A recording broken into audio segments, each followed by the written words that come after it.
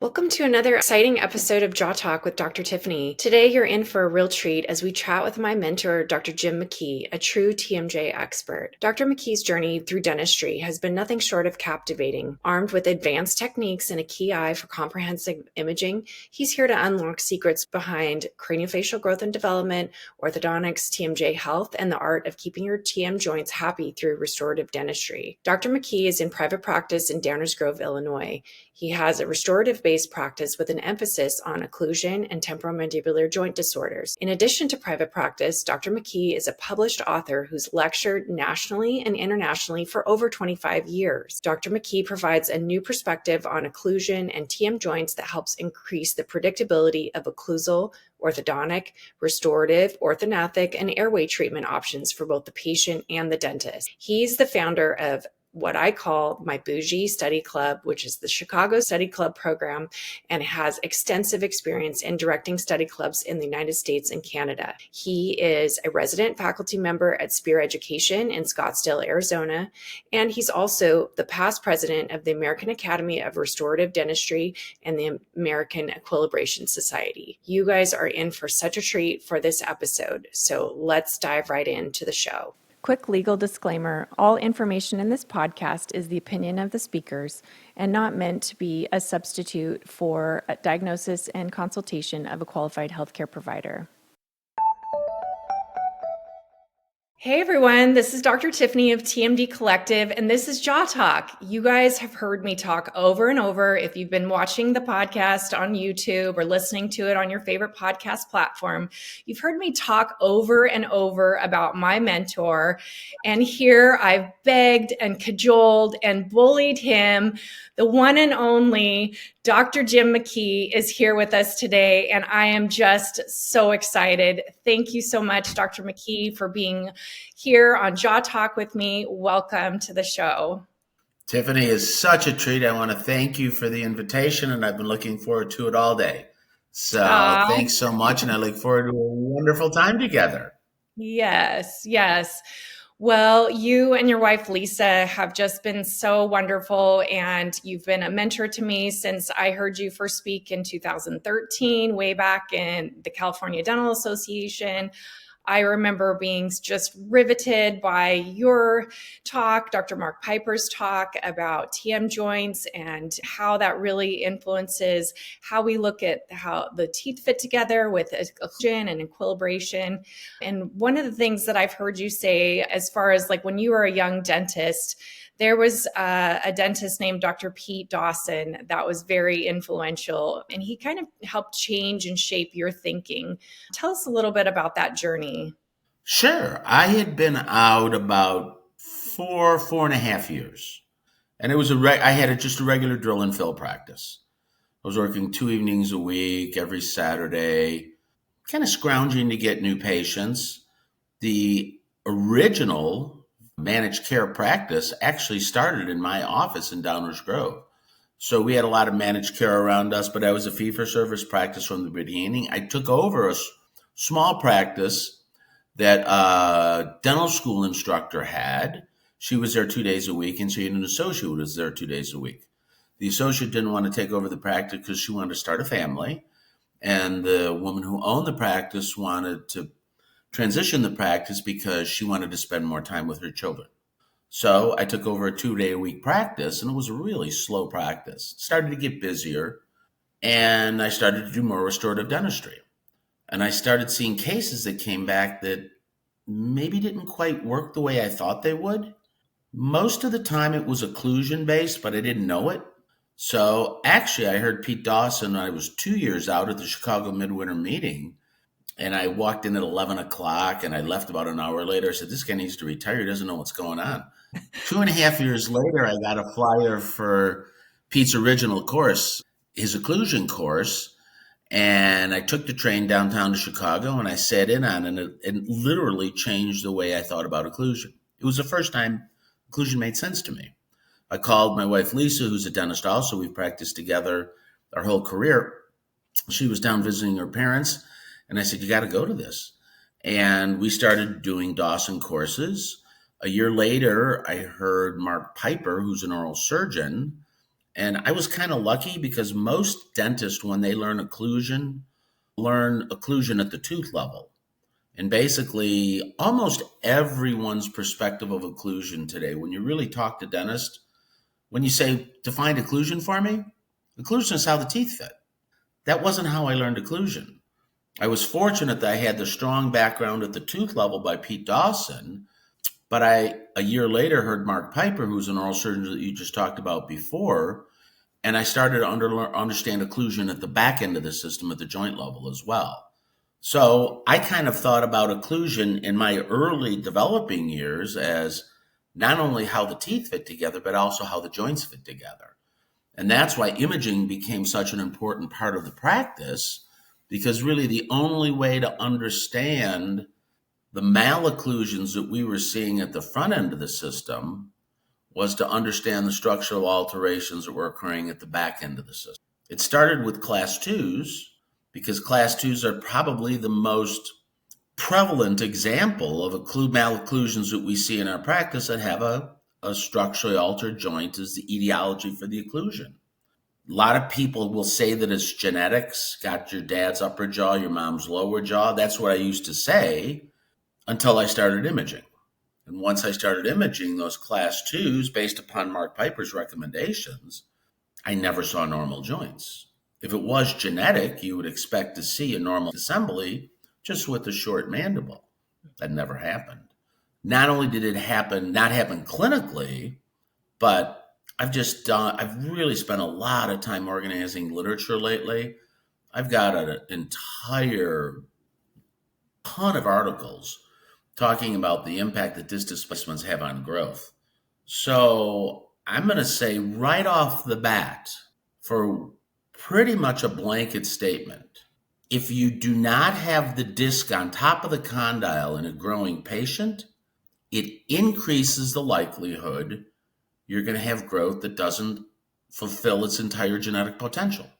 That's number one. Number two is I'm going to say also that when you look at condyles that have change or temporomandibular joint problems, you don't see the bone changes that we're going to be talking about if the disc is covering the bone. There's a lot of people talking today about why temporomandibular joints change and break down. What is ignored is the disc. So any discussion about bone change has to start with the disc. And that's my request for people who talk about temporomandibular joints that might be inflamed, temporomandibular joints that might have structural changes, is that you look at the soft tissue component as well. Because what you will see is that there's a disc not covering the bone. That, I think, has to be part of the core of the discussion. Basically, the practice developed, honestly, simply through talking to other dentists about this. We have a study club that actually we have our meeting tomorrow night. It's 33 years old now. We started it trying to implement the principles we learned when we were going to Pete Dawson's courses, the Pankey Institute, Frank Spear's courses, John Coyce's courses. I feel so fortunate. I had so many great teachers in dentistry. I think it was the golden age of dental education, real postgraduate education. There were so many fabulous giving teachers. It was so exciting to go to these courses where you hear things that you could go back and really bring back to your practices and make pretty significant changes relatively short into the process. So the practice has really kind of changed from a neighborhood practice now to a practice that primarily most new patients are coming from other dentists. We still get, I always say I have three types of patients in the practice. One is a patient who's referred for a joint-based issue. Second is one that's referred for a restorative-based issue where there's more restorative dentistry than a neighborhood dentist might be comfortable with. And third is someone who moves in the neighborhood, needs a cleaning, and their next door neighbor has been coming to the office for 35 years. I mean, those are really the three types of patients I have in the practice. The last one was what I started with. The other two have developed over the years, really through talking with other dentists and being involved with study clubs and stuff like that. So I guess that's a long answer to a short question in terms of how it all started. So I love it. I love it. Well, like I said, you've been a huge impact on me and how I've looked at things and how I've structured my practice. And it's taken a long time, but I finally have a TMJ only practice that incorporates that same model of comprehensive exam plus modern imaging. And I think so many times dentists want to be okay with just a lateral ceph or a panoramic x-ray. Well, can't you just treat my patient with just this, two-dimensional imaging, but now that we have these tools, we have CBCT to be able to look at the airway, to be able to look at the upper cervical, to be able to look at the nasopharyngeal, oropharyngeal airway space.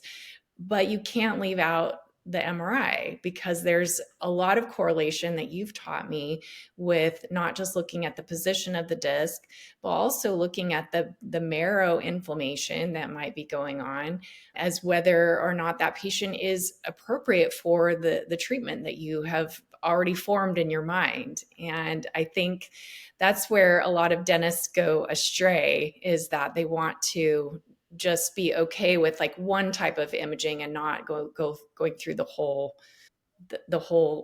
process when you start to see those little tick boxes in your clinical exam. Would you agree with that? Well, yeah, I think here's the issue though. If you look at what we have done historically in dentistry, we've imaged the hard tissue. Back in the day when I first started, we used transcranial x-rays, Mm-hmm. which had imaged the lateral pole. You could get some view of the joints. I mean, that was way ahead of the time back in the day to do something like that. From there, it went to Panorexes, it went to Cephs, it went to CBC. But here's the stumbling block. There's a lot of people in teaching centers and teaching philosophies that teach you don't need an MRI. You can do it with a CBCT. Well, okay, you can diagnose some things from a CBCT, but really the problem lies, I think, in a couple reasons for that. The first is a lot of people with clicking and popping joints don't hurt. And ultimately, we've made this discussion more about pain than structure. That's an old Mark Piper saying. Ultimately, when we start to think structure as opposed to pain, now it becomes more important to see the soft tissue as well. The reason for that, though, the real big reason I think for MRIs is the growing child. The airway world talks a lot about the growing patient. I'm going to tell you, those patients a lot of times have joint based issues as well. And the problem with not getting an MRI in a growing patient is that if you don't have a bone defect that's expressing itself yet, you're not going to be able to pick up the pathology. So therefore, you've already got problems in the joint that we're not recognizing by a CBCT. And I'm going to jump ahead with a little bit more advanced information. Part of the problem is that CBCT is being taken in maximum intercuspation, which is a tooth-based position, not a skeletally based position. It would be great if we could use one position to take all our records in so we could cross-reference those. Makes the most sense, I think, to do it from a skeletal position, because otherwise we miss the defect in the joint. If we take that CBCT at a skeletal position, maybe now that condyle isn't centered in the joint socket, and instead it's posterior in the joint socket because there's an anteriorly displaced disc. We've been taught to call it an anteriorly displaced disc, but it's also a posteriorly displaced condyle. And with that comes a class 2 bite shift, given the fact the lower anteriors are just along for the ride. So the problem with not seeing discs early is that we miss all the early cases. Now that patient goes to the orthodontist, and let's say maybe they're not growing very well, and now they've got a significant overjet problem. So now maybe they have headgear, which causes a retractive force. The jaw doesn't grow out anyway. And now what are you going to do with the ortho case? All of a sudden, we're in a trick box. That's why you need imaging early.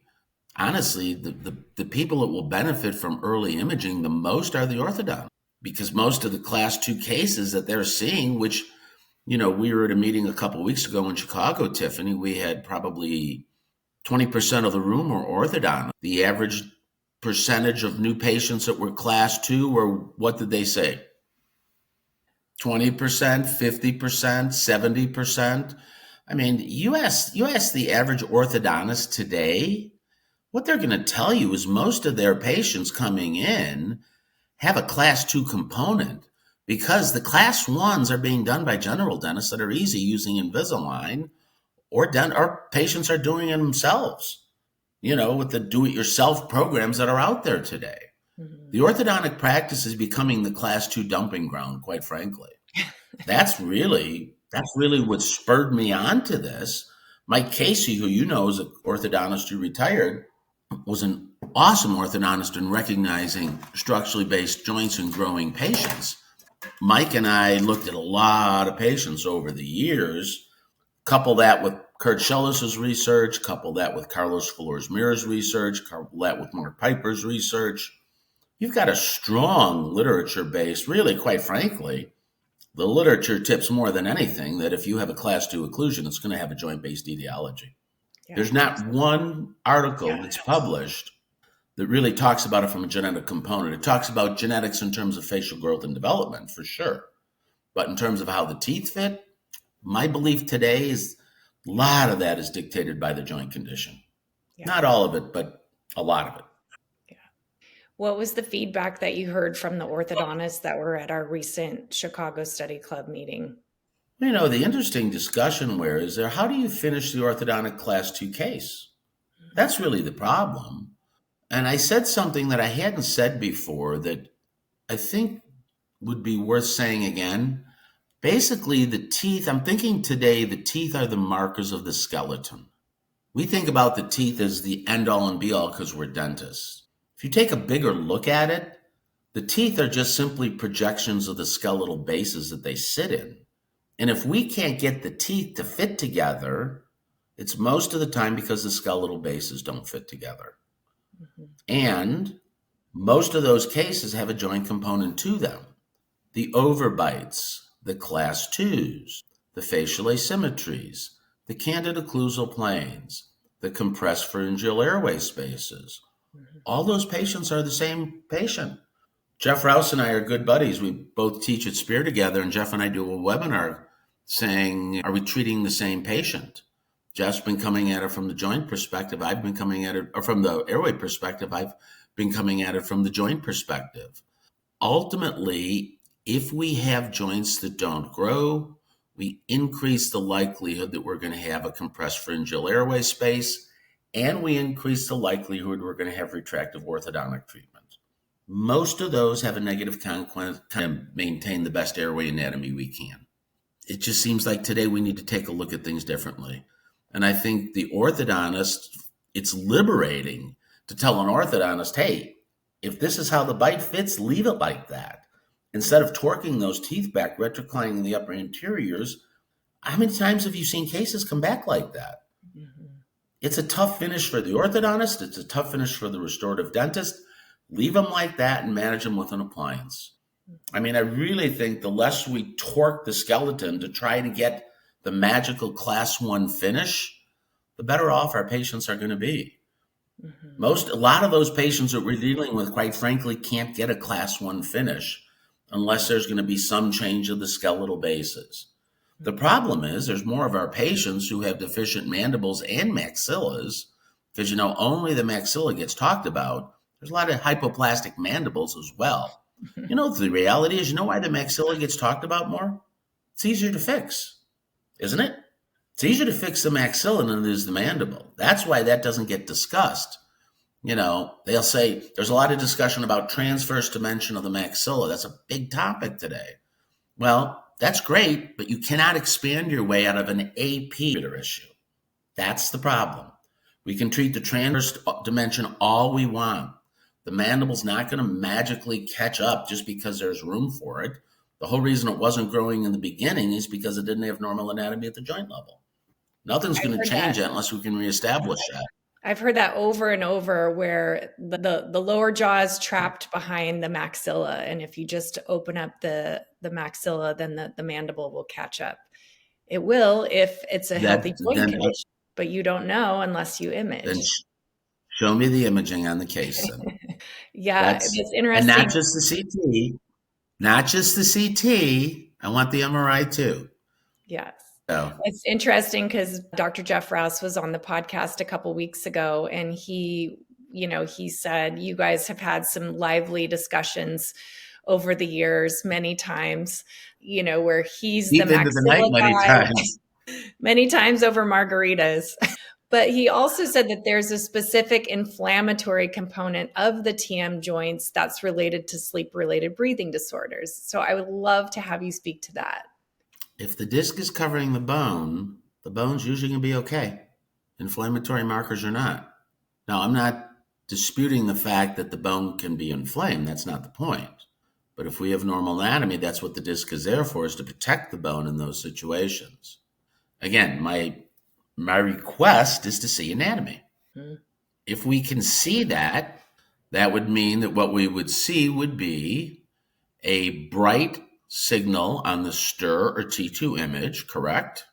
Where there is a disc covering in the sagittal and coronal view in a fully seated position. Would that be correct I mean, you don't want to see in bright, terms of the imaging? bright stirred because that would be an inflammatory response, right? That's what you're saying. That's my point. That's Hmm. my point, though, is if that situation is existing in a normal joint, you're going to see a disc on top of that. You generally don't We see don't see bright that stir signals with a disc on with top. a normal disc. Yeah. Now, that doesn't mean if the disc is off, you couldn't have inflammatory response in there, but we see that a lot when the disc is off. So I'm not sure that's specific to obstructive sleep or breathing issues, I should say. I'm going to borrow Mark Piper's one of my favorite sayings that Mark had. He said, "We hear a dog barking and we call it a zebra. If it's a joint problem, it's a joint problem. Let's call it that because that's what it is. Mhm. That's what it is." And today, in the airway world, whether we're going to do appliances or we're going to resolve it through surgical options to change the skeletal basis, you can't do either of those unless you know the condition of the joint. I love Joint diagnosis is the first step in treatment planning the airway case. absolutely. You can talk about putting the maxilla wherever you want it. Ultimately, you have to get the mandible to fit to it. So I would say even before you think about where you're going to put the maxilla, you have to think about how you're going to get the mandible to fit to it. I love what you said about what Dr. Piper had said is, if we're seeing bony changes on the CBCT, we've lost the soft tissue, right? If the Right. bone is already breaking Right. down, the disc is not there. That's why the bone's breaking down. Yeah. I mean, that's the reality is the reason we have a disc is to protect the bone. In the Right. growing patient, it's to allow the bone to grow to its full potential. And the adult is to protect not only the condyle, but the articular eminence as well. A lot of those cases with the flat articular eminences, those discs are off because the bone has just ground itself away, the condyle against the joint socket. You see those routinely when you image. Now, a lot of those condyles have large osteophytes. And actually, a lot of those can be pretty stable cases because there's broad surface area to load against. So just because you see it, I guess the point I want to make is that just because there's structural changes in the joint doesn't mean you can't do restorative dentistry. Mhm. My practice is a restorative practice. I see a lot of joint patients, but my practice is a restorative practice. And the real reason that my practice focused so much on this is because ultimately what I was trying to understand is how could I get the occlusion stable not only at the tooth level, but at the joint level. Because fortunately, due to people like Mark Piper and Pete Dawson and Frank Spear and John Coyce and Vince Kokich, I was able to learn early that if the system doesn't fit together, it's usually a problem either at the back end of the system or at the front end of the system. The more I've gotten into this, a lot of the times the problems we see at the front end of the system are really the results of what's happened at the back end of the system. Early in life, quite frankly, through growth.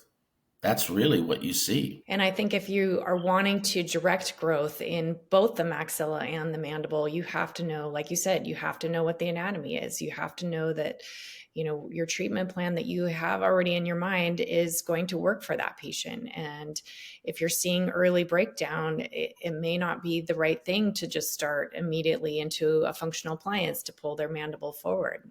Maybe not yet.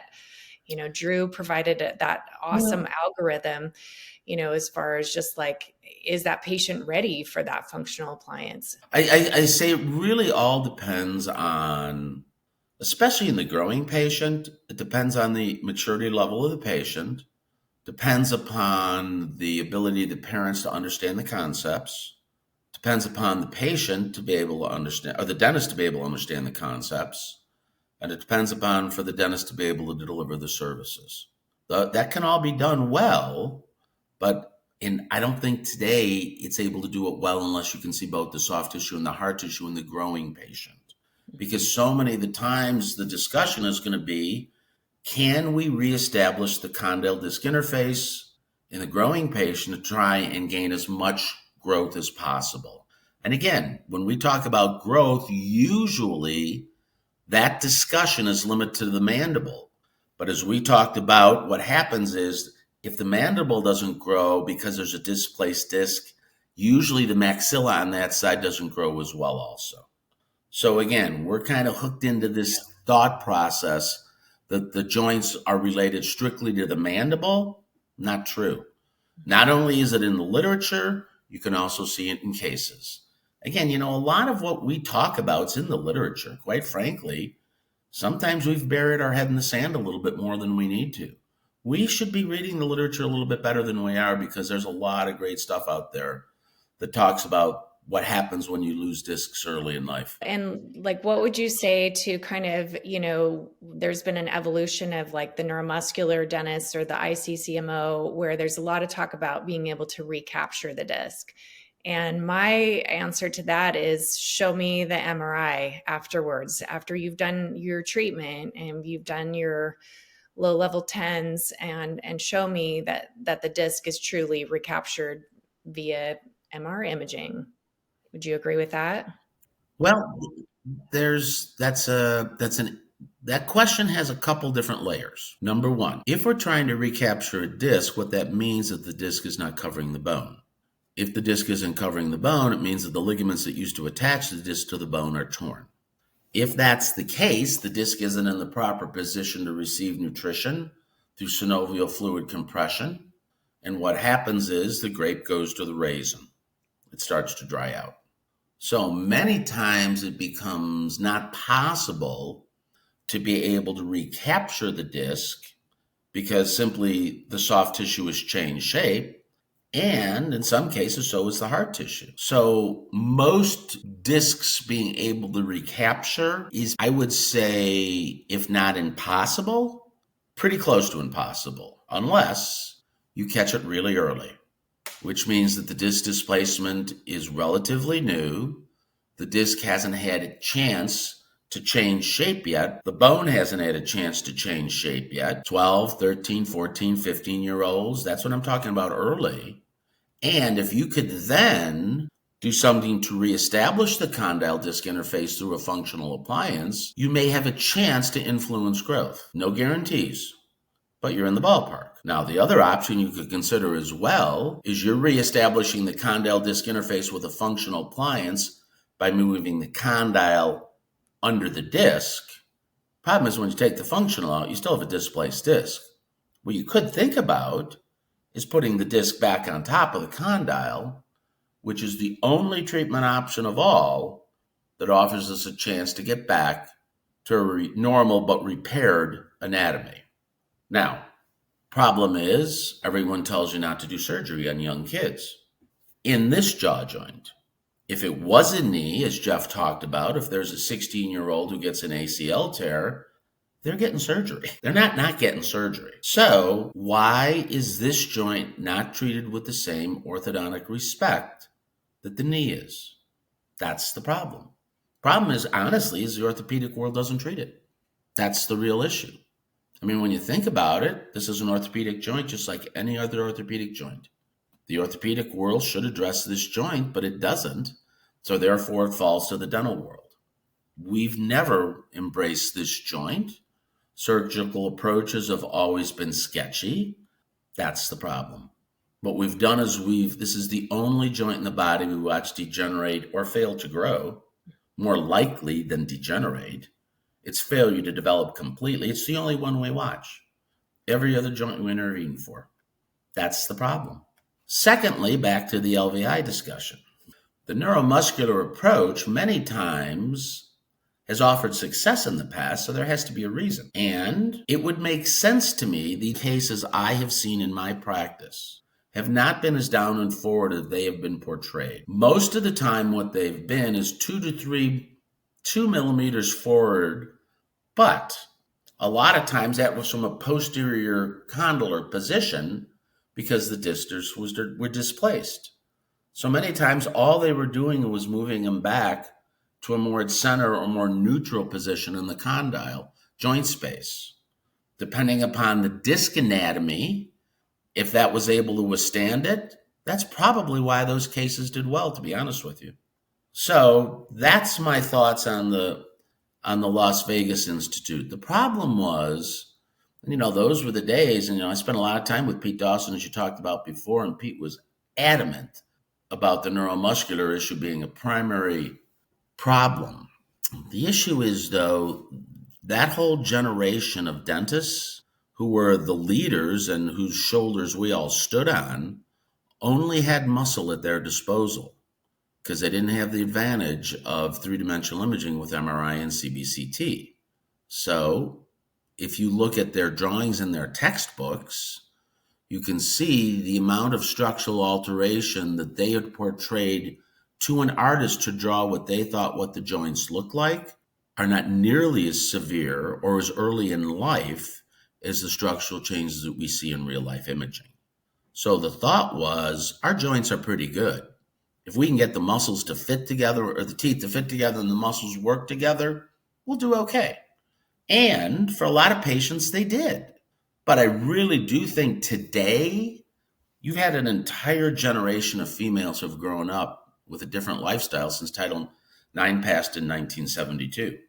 You have people playing sports 12 months a year. You have people driving when they're 16. My mom's generation didn't drive till they were 30. Missed all the early car accidents. Females are more likely to get this because they have a more likely immune system to account for childbirth. 8-to-1 is probably my female to male new patient ratio. So, we're seeing more of it than we ever have seen in the past, and we're seeing it younger in life than we have seen it in the past. I think today you have to think about the young airway patient as a young joint patient until proven otherwise. I really think that's the way that what I'm seeing today, and I'm sure Jeff is saying the same thing. So those would be my thoughts on neuromuscular. Well, and even with, let's talk a little bit about appliance therapy or splint therapy or TMJ orthotic therapy. Again, are you getting lucky with your splint, or do you actually know what the anatomy is before you plan the treatment? I think some of these neuromuscular dentists, maybe they're getting lucky with their anterior repositioning splints, or maybe they're not. Anyone who does appliances are going to have appliances that work and don't work. That's the reality. Appliances can do one thing. They change how the upper and lower jaws contact, and you're hoping that the change in the loading on the tissue will allow the tissue to adapt. You can move the jaw forward on an appliance and try and maybe move it into a different position to change the way the load's being applied at the joint level. And those are all different options, but it still comes down to the anatomy. And that's why, honestly, today, I think the number one issue in the prognosis discussion with the patient is the amount of bone they have left. It's condylar volume. Most of the time, if they have good bone, we can treat the case well, either with an appliance or with a very minor surgical procedure that replaces the disc with abdominal fat. It's not as major as it's made out to be. Problem is when they have small bone, short ramus lengths, anterior open bites, facial asymmetries, compressed airway, all those. Those are the small bone cases. Those are the cases where the disc came off early and we missed it. That's what happens in those cases. That was a question in 2015. the American Equilibration Society. I was the program chair with Kurt Ringhofer, and we had an oral surgery panel discussion of Mark Piper, Bill Arnett, and Larry Wolford. And I asked the question, what do you think the future of joint surgery is? And I thought Piper's answer was telling. He goes, if we have to do anything more than a disc displacement, we missed it. And that's the truth. We need to be looking at this earlier. Hence the discussion about MRIs and growing patients. We're missing the boat. You got to see it early in order to try to do what the best option is, or the most conservative option for the patient. And I think that the general dentist is perfectly positioned to be the leader of the team, and they should be the one driving this discussion. They should be the one gathering all of the information and then presenting that to the rest of the interdisciplinary team. 100%. We're throwing our orthodontist under the bus. We're totally unfair to them. We're setting them up for failure. We're setting them up for a bad experience with the parents. We need to support orthodontists way better than we do. We need to diagnose the case. We need to get the imaging. We need the MRI. We need the CBCT. And then we need to talk to the orthodontist and say, we have a 12-year-old female who's coming over to see you. She has a displaced disc. She's got bone that isn't growing real well. This is a case that we may want to talk to the parents about not doing things that cause retractive orthodontics simply to achieve a class 1 occlusion. We have to start doing that. It's unfair to the orthodontist if we don't. It's unfair for us to expect the orthodontist to do it as well. All of a sudden now, all the other orthodontists aren't doing that in their community. It's a competitive disadvantage in terms of starting cases, in terms of what your case fee is for the treatment. It's not fair to the orthodontist. This is our responsibility. We should be doing it. The pediatric dentist should be doing it. Whoever is the first person seeing the patient and who will be managing their occlusion, because honestly, orthodontists only treat patients for 2 years. We have patients in our practice who have been coming to us for 35, 40 years now. 2 of those with the orthodontist. And many times now, the rest of the 35 are spent managing issues. So it's in our best interest as well to understand how we're going to manage the occlusion in these tougher cases, because today you can refer all of them out of your practice, but that's a lot of people to refer out of your practice. And you know what? You got to learn it anyway. So I would say learn it and start putting it to work in your practice. It changes the dynamics of your practice. Your practice becomes more diagnostically focused. You become more confident because you understand the anatomy. The cases that used to be the ones that we didn't have answers for, we have answers for now. That's the exciting part of it. It's really the cases that used to cause you to burn stomach lining at night. Those are decreased. I like how They're still out there. He's described it a little bit more descriptive, a little quiver. Well, since today is Halloween, I wanted to do just a fun little, like on, social media, everyone's been doing a haunted house and saying like 5 quick myths in their profession. Oh, I'll start. Okay. Having an MRI of the TM joints doesn't change your treatment plan. We talked about that. Okay, you go. Occlusion is defined as how the teeth fit together. That's not how occlusion is defined. Occlusion is defined as how the teeth and the joints fit together. Once we start that'll open the door to the haunted house. That's number 1. 2, it's not possible to have a profitable practice doing restorative and TMD. Not true. Create a restorative diagnostic practice. You have 1 column restorative dentistry, you have another column diagnostic records. Create enough value for your diagnostic services that your fee is high enough in your assistant column. You can have a very stable practice that now you can add on or keep small, whichever you want. It's nice having a small practice. You have low overhead, you have low staff maintenance or low staff management, leadership. It's a nice way to practice. It's an easy way to think about it. This facilitates that style of practice. Number 3, patients won't accept an MRI because insurance doesn't cover it. Patients want 2 things. Patients want answers and patients want options. The only way you can give them that is if you look at the anatomy. Number 4, we don't need an MRI. Yes, you do. The reason you need an MRI, it determines where you're going to treat the case. It determines if you can do a functional appliance. It determines if you have to think about maybe doing a disc repair or a disc replacement or that you have inflammation in the marrow space, or you've got small bone that you may have to think about doing some type of disc replacement procedure before you do orthodontic surgery.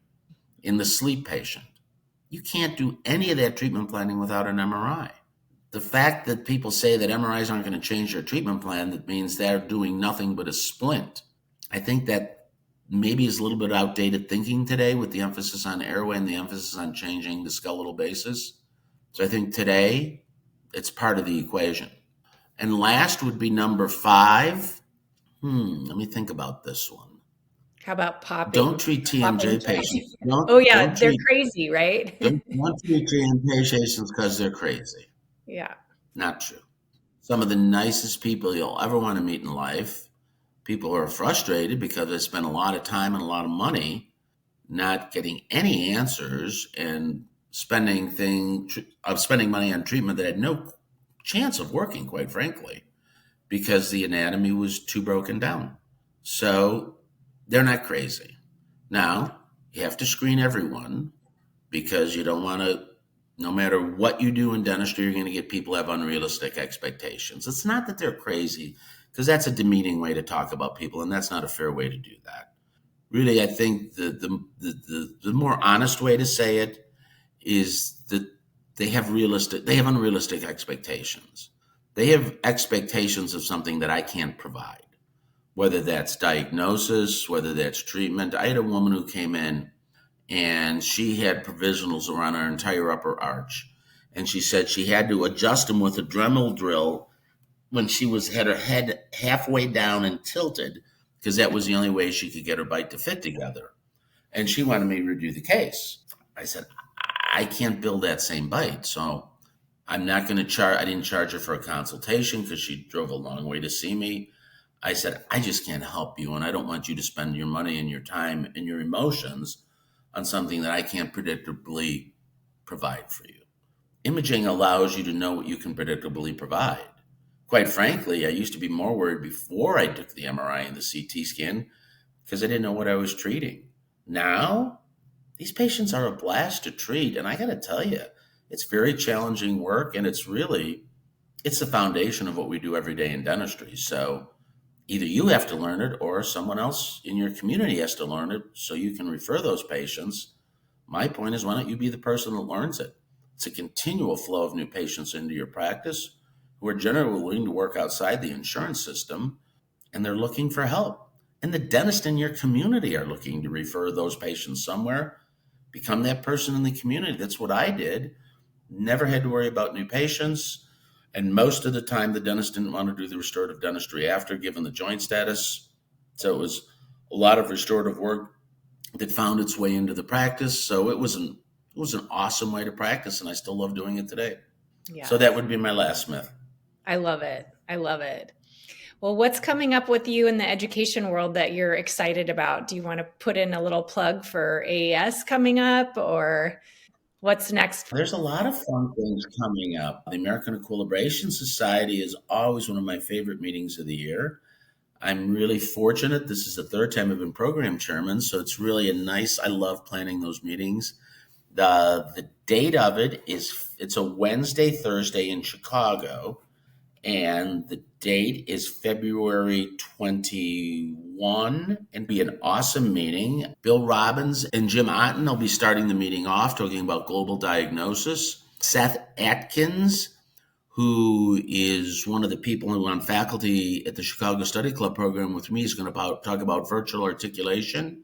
And I got to tell you, Seth has really got this down. He's done a beautiful job putting this presentation together. I've seen it. It's going to be an awesome presentation. Tom Preddy is a radiologist we've worked with for 30 years, who's going to give a presentation on joint imaging from a medical radiologist perspective. We're going to have a cybersecurity lecture from a digital perspective in terms of your office. And then the afternoon, we're going to repeat what we did a few years ago and have another oral surgery panel. 3 different oral surgeons, though. This is going to be Mike Gunson from Santa Barbara, California. Mike's an awesome oral surgeon, took over Bill Arnett's practice. Second is going to be Reza Movahed from outside St. Louis, another fabulous oral surgeon, great speaker. And the third will be Brian Shaw, and Brian took over Mark Piper's practice in St. Petersburg, Florida. That'll end day one. We will have a panel discussion at the end that Adam Winkler, who's the other program co-chair with myself, that will moderate, and it'll be an awesome day one. There's a great president's reception. If you've never been to AES, I have to tell you, AES is really one of the nicest meetings. The reception is specifically designed so you can go up and talk to people that wrote the textbooks, that you hear lecture. They'll go up and they'll spend time with you. It's a fabulous camaraderie meeting. If you're looking for a great meeting, that's day one. Let me do day two. Day two is going to be Domingo Martin from Spain, orthodontist who is a fabulous orthodontist. George Mandelaris is a periodontist in Chicago who was a world-class periodontist. And then we're going to have a panel discussion on how do you treat the 26-year-old female class 2 patient who presents with pain. We'll have 3 different perspectives. One will be Leanne Brady from the Pankey Institute. One will be Lee Lipskus, who works with the American Academy of Craniofacial Pain. And one will be Pete Lemieux in private practice in Winter Park, Florida. That'll take us through to the morning. We'll have a panel discussion after that as well to talk about what the different options are. And in the afternoon, we have an awesome lineup. It'll be John Coyce talking about what works in digital dentistry and Frank Spear talking about occlusion and TMD from a prosthodontist perspective. So it'll be a great 2 days. So thank you for the opportunity to give that out. If you want to go, look up American Equilibration Society. It's in Chicago. It's a fabulous 2 days. If you've never gone to an AES meeting, this will be the year to go to. They do vary from year to year based upon the different programs. This is going to be an all-star year. Second thing is the Spear Advanced Occlusion Workshop. I have to tell you, I have to give a lot of credit to Frank.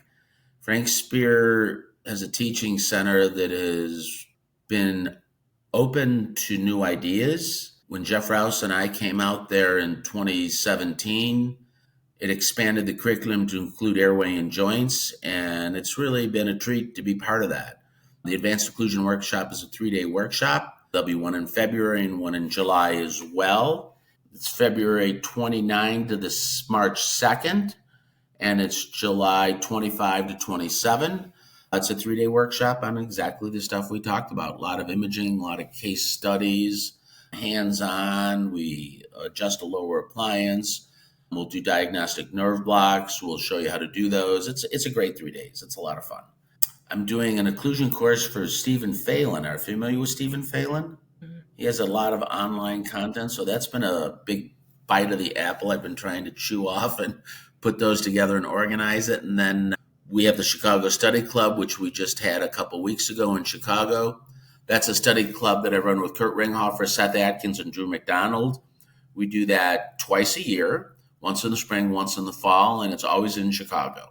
We bring different speakers in. Sometimes it's the 4 of us, but it's an awesome 2 days. Group. It's such a good it's group. A great group. I love it. I'm like, I was trying not to come right out and say. I call it my bougie study club because I always prioritize that. It's so good. It's so good. So that's what's new with me. But it's been lucky. It's a good phase in the career. I love it. I'm fortunate. I'm in 6 to 8 days a month at the office. Dr. Courtney Donko took over just about 3 years ago, and she's doing an awesome job with the practice. So I've been very lucky. Wonderful. Wonderful. Well, as we approach this season of gratitude, I just want to say thank you so much to you and Lisa, your wife. You've allowed me to come out and hang out with you guys over and over again. You've been always so generous with your knowledge and your information and your mentorship. So thank you so much for doing this podcast with me and for being on the show and just being such an all-around amazing person. You are too kind. I'm truly humble. Thank you so much. And I just had a wonderful time. There you have it, another episode of Jaw Talk. I hope you guys enjoyed this one. We recorded this yesterday on Halloween, and I thought that was really fun. As we're looking forward to the month of November, I want to really focus on gratitude and giving for this month. Did you know that Jaw Talk is entirely supported by our listeners? So if you wouldn't mind, consider donating on our Patreon account or consider a paid subscription to our premium channel. We'll link all of that information in the show notes. If you could also share that with your friends, that also gives us a lot of visibility and continue to allow us to bring valuable content to our listeners. Thank you so much for supporting the show. We hope you loved this episode with Dr. Jim McKee, and stay tuned for other exciting episodes coming up until the end of the year. If you have suggestions for other speakers that you'd like to see on Jaw Talk, just send me a DM on Instagram, or you can email me at drtiffany@tmdcollective.com. Until next time, stay humble and stay curious.